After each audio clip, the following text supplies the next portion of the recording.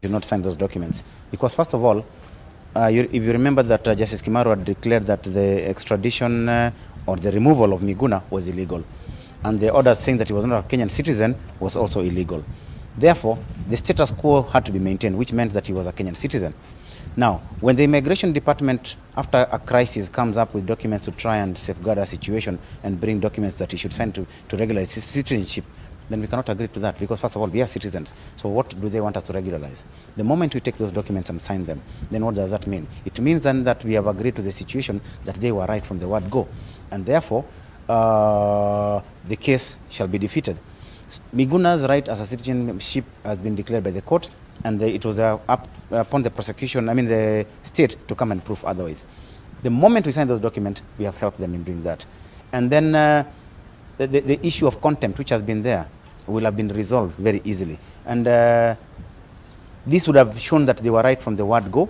And the issue that, actually the thing is that they are fearing this contempt issue. Once it comes out, and that they have further gone on and tried to deport him and tried to chase him away and all of that, they have realized a situation that is going to be very bad for them. So they're trying to repair it. Because this is something that could have been resolved yesterday very easily. Cliff, when Miguna came in yesterday, he came in with a Canadian passport. Yes. Where is that passport? And is it when the Immigration Department says that he refused to surrender that passport for verification and normal immigration approvals for any person who is coming into the country? You see, one thing is, the day Miguna left the country, what they did in the passport, the Canadian passport, they wrote that he's a prohibited immigrant and has been deported under the particular section. I can't remember exactly, but he had been deported. This was written in his passport. When he came back yesterday, they wanted to take his passport and write some other things, including the case number and all those things. But you see, the thing is, what did the court say? Order number 2, which they are trying to avoid, that they should be able to provide him with documents so that he can be able to come into the country, not apply.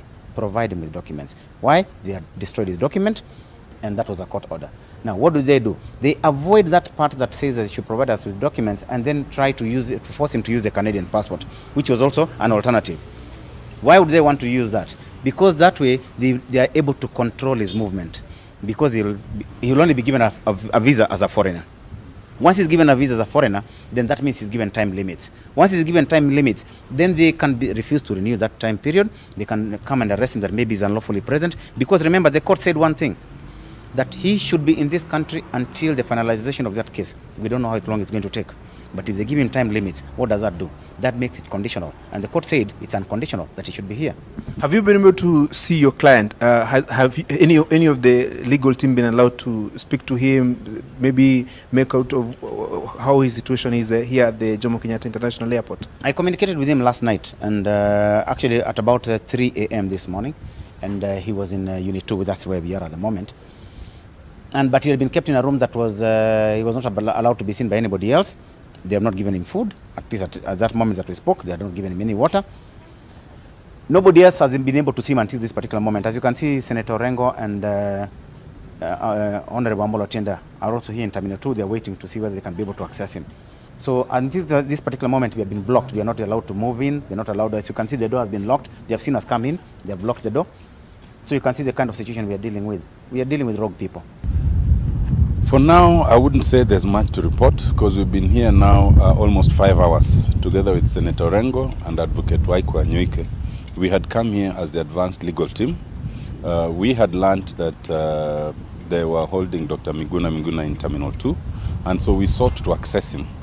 While they allowed us to enter within the building, they did not allow us to go through the security check, citing their own regulations. We have sought to explain to them that Dr. Miguna is entitled to be accessed by his advocates. He's entitled to medical personnel.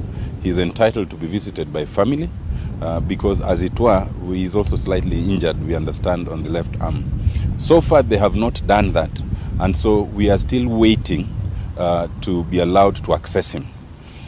We understand, we have gathered that even as they were keeping us there, we saw some immigration officials pass, carrying their paraphernalia, and we understand that it appears they sought to have Dr. Miguna sign some applications, ostensibly application forms for citizenship, we would imagine.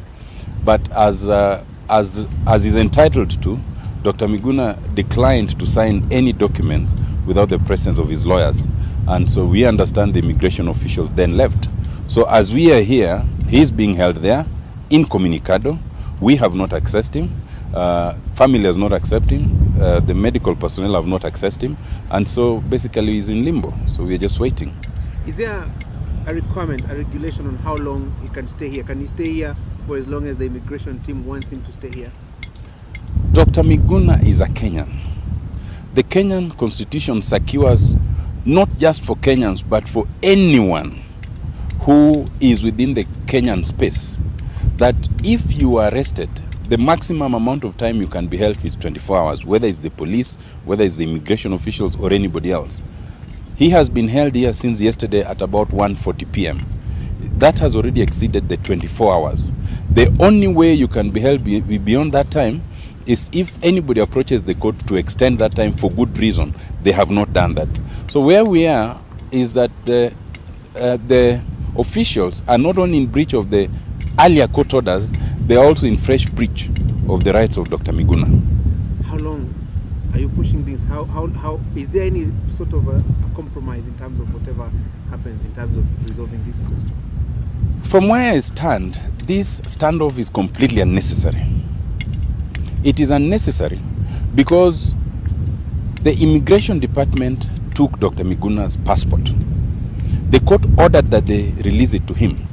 All it would have taken is for them to take that passport, bring it to the immigration department, stamp it and give it to him. Alternatively, if they are unable to process that, and it's unimaginable why they would not be able to process it because they're in possession of it, then they would simply allow him to come into the country on the basis of a temporary pass. Section 14 of the Immigration Act allows the immigration officials to allow you to travel not just on a passport but other documents. Those other documents would include a temporary pass, and that's all they need to do. I think that somebody is trying to demonstrate that, having said that Dr. Miguna had renounced his Kenyan citizenship, they want to compel him to reapply so that they can say, we told you he had renounced. But he insists, and the court accepts, that he has never renounced. So how does the question of reapplying for citizenship occur? In any event, Section 16, Article 16 of the Constitution allows even those who had renounced, on application, Section 14 and Article 14 and Article 16, on application, then you regain it automatically. The fact that Dr. Miguna has a Kenyan passport that was valid but was taken from him, has a valid national identity card, means he had applied, so he does not need to reapply. So this standoff is completely unnecessary.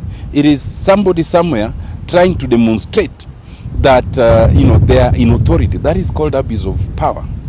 Yes. No progress, and can you imagine all the lawyers representing Miguna who came here as early as 9 o'clock? None of us has been able to make contact with Miguna. Although we have seen immigration officers going in and out, we have seen the Canadians go in and out, we have seen the police go in and out, and we as lawyers have not been enabled to go and see him. And you know that part of the team was not even able to go to the departure hall. Some of us were locked out, some of us were locked in. Yeah, so it is a script that is fit for Hollywood. It will make a very good movie, but in a real human situation, is a thorough embarrassment to Kenyans. I don't think that this our new constitution was supposed to make us live in this way. And I think Jomo Kenyatta International Airport also has some points missing in so far as its fame and capacity to grow into an international hub. But the long and short of it, I think the government has lost more than they've gained. There's nothing really they can do now. They can't take Miguna back to Canada forcefully. They can't take him back to any other country forcefully. Ultimately, they have to ensure that Miguna is taken to to court. That would be the worst option or alternative. But the best thing for them to do, if this stalemate had to be called off, is to release him and say, we have made an application in court. In fact, the immigration or the Attorney General or the Director of Public Prosecutions can actually make an application and say, you know, we have brought Miguna, but we need further variation of these orders.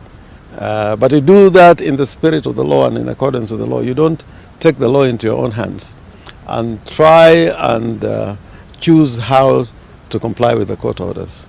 The documents that you were supposed to sign, or he had been asked to sign this morning, is there any response insofar as those papers are concerned? Because we understand he refused to sign anything. No, but some of those documents, first of all, they should have been made available to his legal team. Because we don't know why they want to use those documents. For example, if at all he had a Canadian passport, if he had surrendered that Canadian passport, they could have done what they've done in the beginning, I mean in the first instance, and endorse a deportation order in the passport.